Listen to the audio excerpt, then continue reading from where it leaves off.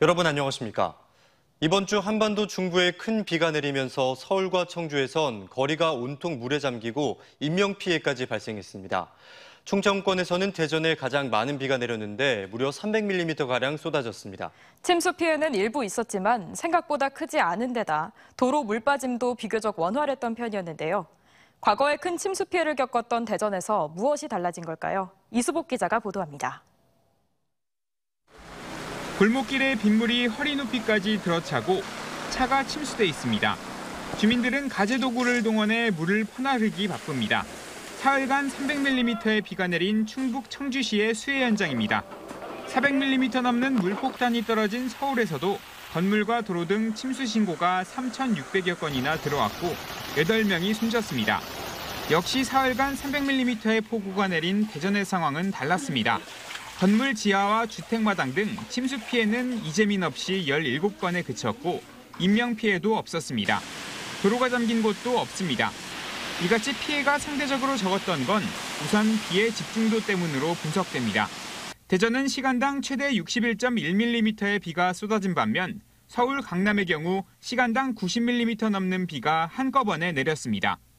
단시간에 많은 비가 집중한 수도권과는 달리 정체 전선이 충남권 북부에서 남부로 오르내리며 시기와 지역이 분산되어 강수량이 기록되었기 때문에 상대적으로 비 피해가 적었습니다. 시간당 60mm도 결코 적지 않은 양인 만큼 피해 발생 가능성이 높았지만 과거 수해를 반면교사 삼은 것도 피해를 줄인 이유로 꼽힙니다. 2018년 유성구 전민동 도로가 온통 물에 잠겼던 수해. 시간당 빗물 2,000톤을 처리할 수 있는 배수 펌프장을 새로 만들었지만 관리가 안 돼 제 기능을 못했고 오히려 하천물이 역류해 피해를 더 키웠습니다. 하지만 이번엔 달랐습니다. 6월부터 가동훈련에 들어갔고 비가 시작된 이후 비상근무에 들어간 직원들이 수시로 점검해 별다른 피해를 보지 않았습니다. 지난 3월부터 집중호우 대비 침수 우려 지역인 급경사지와 지하차도, 도로변 맨홀 등에 대해서 일제 점검과 정비를 해왔습니다. 시내 주요 배수로에 있는 이물질 정비를 강화하고 대전 도심 도로에 물이 잘 빠지도록 빗물바지 옆에 연석들을 잘라낸 것도 효과를 봤습니다. 2년 전 아파트가 물에 잠겼던 정림동 일대도 자연재해 위험 개선지구로 지정됐고 시는 예산 420억 원을 들여 주요 아파트 단지에 배수 펌프를 설치하는 등 이후 수해도 대비할 계획입니다. TJB 이수복입니다. 대전 시내 도로 한가운데에서 대형 싱크홀이 발생하는 등 집중호우 이후 도심에 지반 침하 현상이 잇따르고 있습니다. 오늘 낮 12시쯤 한남대학교 교내 도로 중앙에서 직경 2m 안팎의 대형 싱크홀이 발견돼 출입이 통제됐습니다. 대덕구청 관계자 등이 현장 확인을 위해 출동했지만 한남대 측의 요청으로 다음 주 화요일쯤 조사가 진행될 예정입니다. 또 오후 2시 15분쯤 대전 서구 둔산동 갤러리아 백화점 맞은편 도로에서 지름 1m, 깊이 1.2m 상당의 싱크홀이 발생해 도로가 통제됐고 송촌동의 도로에서도 싱크홀 신고가 들어왔습니다.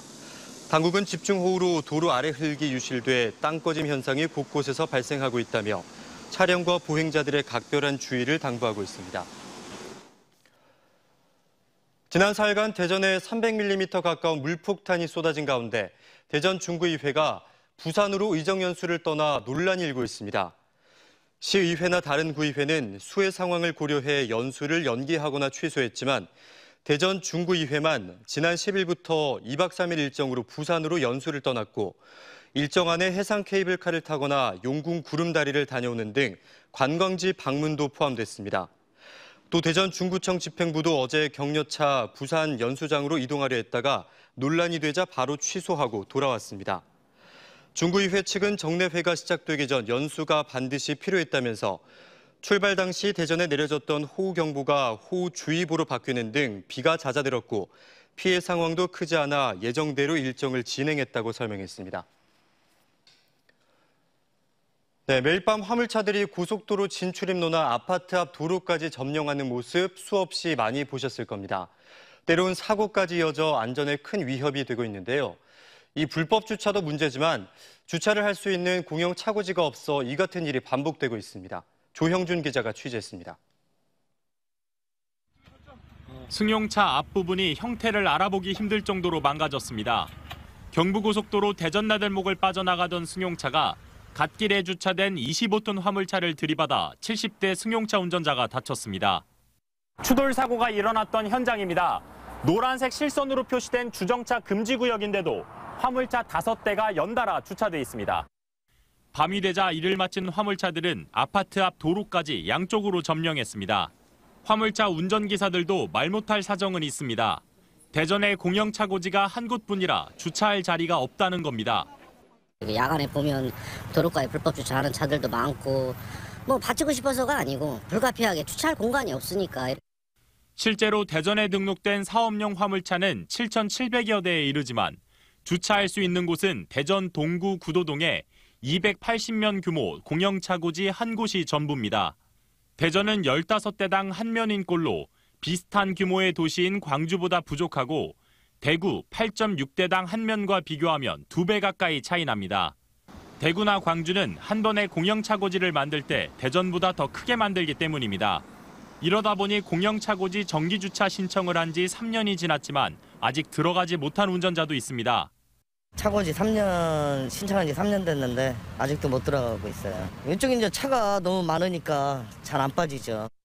불법 주차에 내몰릴 수밖에 없고 20만 원짜리 과징금 딱지를 울며 겨자 먹기식으로 받을 수밖에 없습니다.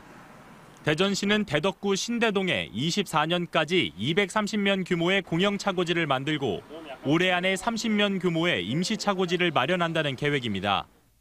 장기적인 방안만 놓고 갈 수는 없잖아요. 그래서 이제 상서동 쪽에다가 30면 정도가 들어가는 임시차고지를 지금 올해 조성을 할 거고요. 하지만 등록된 화물차 수에 비하면 턱없이 부족한 상황으로 여전히 도로 위의 안전이 위협받는 일은 반복될 전망입니다. TJB 조형준입니다. 오늘 저녁 6시쯤 대전역 앞 대전로에 있는 약 200m 길이의 중앙선 분리대가 옆으로 쓰러졌습니다. 이 때문에 일대 교통체증이 발생해 퇴근길에 나선 시민들이 큰 불편을 겪고 있습니다. 경찰은 갑작스런 더위에 플라스틱 재질의 분리대가 부러진 것으로 보인다며 교통정리에 나서는 한편 대전시의 조치를 요청했습니다. 손자가 잃어버린 휴대전화를 찾으러 빈 교실에 들어갔다가 담임교사에 의해 건조물 침입 혐의로 고발된 할머니에 대해 경찰이 송치하지 않기로 결정했습니다. 천안 서북경찰서는 지난 5월 초등학교 3학년인 손자가 학교에서 휴대전화를 분실하자 이를 찾으러 빈 교실에 들어갔다 담임교사에 의해 고발된 할머니 A씨에 대해 범죄가 성립하지 않는다며 각하 결정을 내렸습니다. 이에 대해 충남교사 노조는 교권 침해라며 유감을 밝힌 바 있습니다. 육군 사관학교 논산 이전은 윤석열 대통령과 김태흠 충남지사의 대표 공약인데요. 국방부가 계획이 없다고 밝힌 이후 무산되는 게 아니냐는 우려의 목소리도 나오고 있습니다. 충남도가 도민추진위원회를 구성하는 등 본격 대응에 나선 가운데 야당인 민주당의 움직임에도 관심이 모아지고 있습니다. 서울방송센터 이선학 기자가 보도합니다. 육군사관학교 논산 유치는 윤석열 대통령이 공약으로 채택해 인수위에서 주요 국정과제로 선정했고 김태흠 충남지사 역시 공약으로 채택해 적극 추진을 약속한 바 있습니다. 지금 논산처럼 그 육군 훈련소도 있고 또 바로 옆에 계룡에 상군 본부도 있고 국방대학교도 있고 한 이런 논산에 육사가 오야 된다 하는 생각을 갖고 있습니다. 하지만 새 정부가 출범한 이후 감감부소식, 다른 사업들에 비해 지지부진한 상황입니다. 지난달 국방부가 육사 이전 문제에 대해 검토한 것이 없다고 밝힌 데다 육사 이전의 전제 조건인 서울 태릉시시 주변 주택개발 사업을 놓고 주민 반대까지 거세기 때문입니다. 자칫 공연불이 될 상황에서 충남도는 속도감 있는 육사 이전을 위해 총력전을 준비하고 나섰습니다.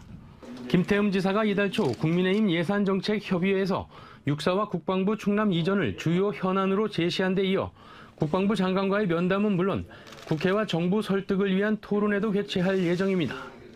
또 공감대 형성을 위해 다음 달 중으로 125개 시민단체가 참여하는 육사 논산 이전 범도민 조직위를 구성해 민간 차원에서 유치 운동도 벌일 계획, 100만 평가량의 후보지도 추렸습니다. 지난 대선에서 경북 안동으로 육사를 이전하겠다고 공약했던 민주당 이재명 의원 역시 대선 패배 이후 당대표 선거전을 치르면서 한 발 물러선 모양새입니다. 안동에 이제 국회의원 나오시는 분은 아마 안동에 육사 추진한다고 이제 한번 할 거 아니겠습니까? 이런 것들을 어떻게 조율해 나갈 것인지. 가급적 중의를 모아서 신중하게 결정하는 게 필요할 거라고 생각합니다. 논산은 최적의 국방 인프라와 국방교육 환경을 갖추어 육사 이전의 최적지로 꼽히는 데다 대통령의 공약 사업인 만큼 충남의 적극적인 유치 노력이 주목되는데 국회와 국방부 설득이 최우선 과제입니다. TJB 이선학입니다. 김태흠 충남지사가 내포 신도시의 완성을 위해 인근 덕산온천 지역을 편입시키는 방안에 대해 검토를 지시했습니다. 김 지사는 자신의 페이스북을 통해 내포 신도시가 10만 인구의 자족도시로 성장하기 위해 여러 방안을 구상하고 있으며 우선 덕산온천을 편입시키는 것에 대해 관련 부서에 검토를 지시했다고 밝혔습니다. 내포 신도시는 당초 인구 목표가 2020년까지 10만 명이었지만 지난달 말 기준 29,276명에 머물고 있고 지난 2020년 혁신도시 지정 이후에도 수도권 공공기관 이전이 전무한 상황이어서 특단의 대책이 요구돼 왔습니다. 충남도는 내포 신도시 권역 확대를 위해 연구 용역을 실시한 뒤 기본 방향을 제시할 계획이라고 밝혔습니다. 공주시 강남북을 연결하는 제2금강교 건설 사업이 문화재청 문화재 현상 변경 재심의를 통과하면서 사업 추진에 청신호가 켜졌습니다. 공주시는 내년에 실시 설계 등을 거쳐 2026년 말 완공을 목표로 본격적인 공사에 들어갈 계획으로 사업비 480억 원은 공주시와 행정중심 복합도시건설청이 절반씩 부담합니다. 제2금강교는 현 금강교 옆에 접속도로 포함 총 연장 820m, 왕복 2차로 규모로 건설되며 지난 1933년 건설돼 등록문화재 232호로 지정된 현 금강교는 이 금강교 개통 이후 보행 전용교로 전환하고 관광자원으로 활용할 계획입니다. 충남 최대 도시인 천안은 인구가 10년 만에 줄어들면서 발전의 돌파구가 필요한데요. 국가사업으로 5년간 천안 원도심에서 500개의 벤처기업을 육성하는 그린 스타트업 타운이 2년간의 준비 끝에 시작돼 단비가 되고 있습니다. TJB는 천안판 실리콘밸리로 불리는 이 사업에 대해 3회에 걸쳐 집중 취재해 천안의 비전을 살펴보려 합니다. 첫 시간으로 대장정에 들어간 그린 스타트업 타운을 살펴봅니다. 김세범 기자입니다. 중소벤처기업부가 한국의 실리콘밸리 육성을 위해 진행한 스타트업 파크 공모사업에 2020년 천안시가 최종 선정됐습니다. 영국의 도시재생 성공 사례인 킹스크로스 지역을 모델로 삼아 원도심에 혁신 기업들을 입주시키는 프로젝트입니다. 공동화로 몸살을 앓고 있는 천안역 인근에 베이스 캠프가 될 빌딩들을 지은 뒤 올해부터 5년간 500개 벤처 스타트업 기업이 입주하게 됩니다. 원도심의 창업과 벤처를 중심으로 회복시켜주는 기능을 하는 사업이 되겠습니다. 이를 통해 일자리 창출은 물론 원도심 활성화에 기여할 것으로 기대합니다. 국비 276억 원 등 2천억 원이 투입되는 대형 프로젝트로 40여 개 기업 등이 입주할 1호 벤처타운인 도시재생 어울림센터가 지난 6월 완공된 가운데 3월부터 2억 원을 건 오디션 형태로 업체 선발에 나서는 등 장내 스타기업 모시기에 공을 들이고 있습니다. 지난달부터 입주가 시작됐는데 각종 지원 등이 입소문을 타 현재 20여 개 기업이 둥지를 틀고 성공 신화를 꿈꾸고 있습니다.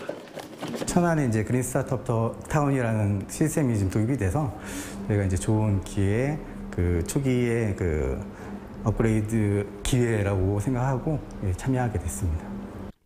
2호 벤처타운인 이노스트 타워는 1호인 어울림센터의 3배 규모로 100여 개 기업이 입주할 공간과 연구, 실험실 등을 갖춰 2년 뒤 문을 엽니다. 벤처 스타트업 기업이 입주해 3년간 성과를 내면 천안에 공단으로 옮겨 뿌리를 내리거나 원도심에 본사와 시스템을 갖추게 됩니다. 벤처타운엔 다시 새 스타트업 기업들을 입주시키는 순환형 구조입니다. 주력 업종은 드론과 자율주행차, 지능형 교통체계, 첨단 의료기, AI 등으로 미래형 먹거리로 꼽히는 첨단 산업입니다. 10년 내 기업 가치 1조 원이 넘는 유니콘 기업 2개와 예비 유니콘 기업 20개를 목표로 하는 천안판 실리콘밸리가 드디어 대장정에 들어갔습니다.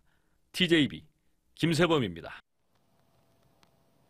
한상혁 방송통신위원회 위원장이 TJB를 방문해 재난방송과 지역방송 전반에 대해 살펴보고 방송 관계자들과 간담회를 가졌습니다. 한 위원장은 재난방송은 지상파 방송의 공적 책무로서 가장 중요한 만큼 지역 밀착형으로 강화해 줄 것을 당부했고, 지역 민영방송협회 회장인 TJB 이광축 사장은 지역 방송들의 어려움을 전달하고 지역 방송에 대한 정책, 예산 지원과 콘텐츠 지원 확대를 요청했습니다. 세계 청소년의 날을 맞아 청소년들이 미디어를 통해 지속 가능한 지구의 미래를 모색하는 2022 청소년 미디어 페스티벌이 대전 시청자 미디어 센터에서 열렸습니다. 페스티벌에는 토론회와 특강 등 다채로운 프로그램과 함께 뉴스 제작 경진대회, 쇼폼 콘텐츠 공모전, 우수팀에 대한 시상식도 열렸습니다. 대전과 세종, 충남의 하루 신규 확진자 수는 1,528명으로 전날보다 1,000명 넘게 줄었지만 나흘째 10,000명대를 기록했습니다. 대전에서는 전날보다 470여 명 감소해 3,797명이 확진됐고, 세종과 충남도 소폭 줄면서 각각 984명과 5,747명의 확진자가 나왔습니다.